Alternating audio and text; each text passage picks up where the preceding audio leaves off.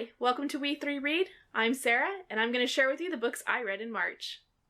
The first book I read was The Taking of Jake Livingston by Ryan Douglas. I picked up this book because it had paranormal stuff in it, and I love paranormal things.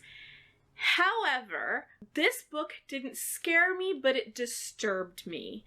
It's actually a teen book, but it's not one I'd recommend for my teen to read, only because she's a super sensitive soul. It was a good read because it was well written and I loved the characters.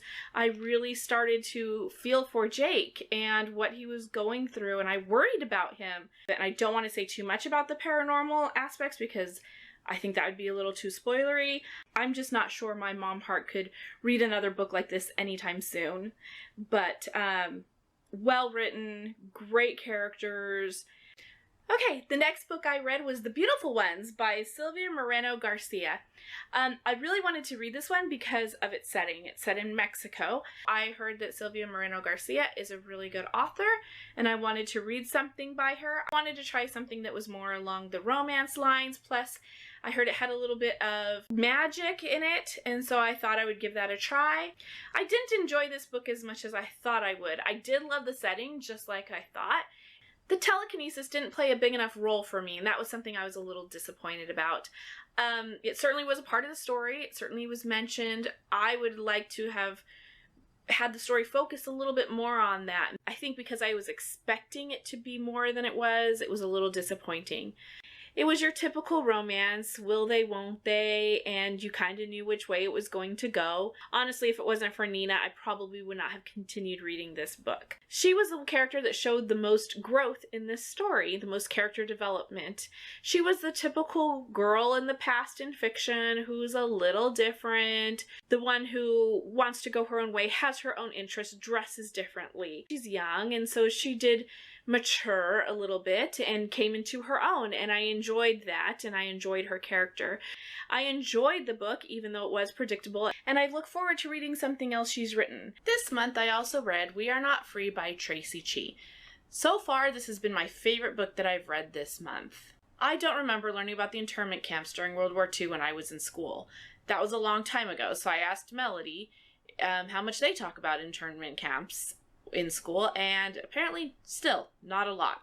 I have a very bad memory. We could have actually talked about it, but if so, it wasn't significant enough. It's something we all need to learn about. I like the way this book told the experiences of Japanese Americans in that time period. It's from the perspective of 14 different teenagers, I believe from the ages of 14 to 17, maybe 18. It starts off when they are living in the San Francisco area and then goes all the way through to the end of the war. It is historical fiction. The teenagers are fictional characters. Other books I've read before are either from a child's perspective, George Takei's, or from an adult perspective. This was the first one I've ever read where it was from a teenage perspective.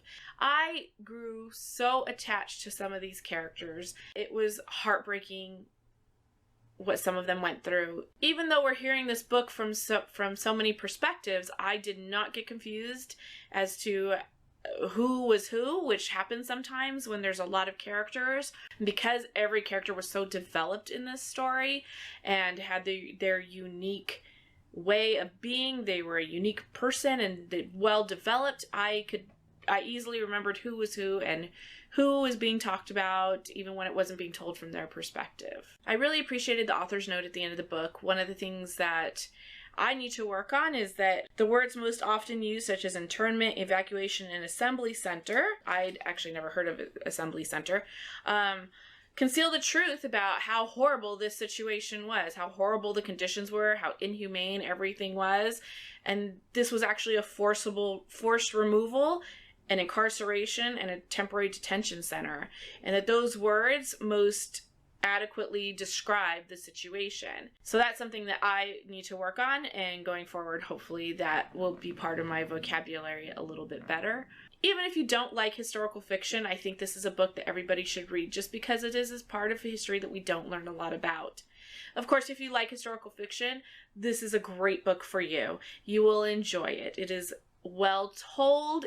The characters are interesting, and the perspectives just give so much insight into this period of history while being entertaining because it is fiction. and there's my dog. The last book I read in March was They Both Die at the End. I read this book because my teen had such a sad reaction to it, and I wanted to see if it was really as sad as she made it out to be. So a little bit of a spoiler alert, but the title does give away the ending, so no surprises there. I enjoyed this book, and it was sad. I wasn't as invested for probably the first half, and I kept going only because I had seen my teen react so strongly to it. So I do like the sci-fi feel of this book with the death cast organization that will tell you if you're going to die that day. You get a phone call at midnight or shortly thereafter saying that you're going to die sometime that day, not specifically when or not how, but just that you're going to die that day. And I loved that concept. As I was reading the book, I did wonder if knowing that they were going to die led to them dying. So how much Deathcast actually was foretelling or causing the actual deaths. That was kind of a conundrum that I was dealing with as I read the book. I wonder if they hadn't known about their death and would have gone about their day differently, because they change their plans when they get this phone call. Their whole day changes. Maybe they would not have died. So that was something to kind of ponder as I was reading. Was this action something they would have done on a normal day? Or did they only do this action because they were told they were going to die and therefore that caused their death? And that brings up, is Deathcast a good thing or a bad thing? I personally think it's terrible. I wouldn't want to know that I was going to die that day. These people have this opportunity to live their last day any way they want, knowing it's their last day, but really you don't know when you're going to die or what's going to cause it. So you don't go out and go bungee cord jumping because that might cause your death. As for the two main characters, like I said, it was kind of hard for me to kind of get attached to them until more towards the end of the book. And as I was reading the first half or a little bit more, I was kind of wondering why my daughter was so upset after she read it. And honestly, once I got to the end, I understood it. I don't want to say too much about it, but it's also how the deaths are written that got to me and made it probably more sad than if it had been written in a more descriptive, different way. I do recommend this book. It was worth it to get through the first part to get to the end. I felt so much emotion at the end. I was sad.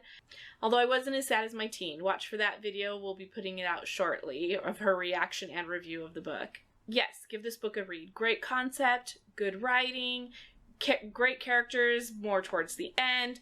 Yes, give it a try. Thanks for watching this video about the books I read in March. If you liked this video, please click like and subscribe.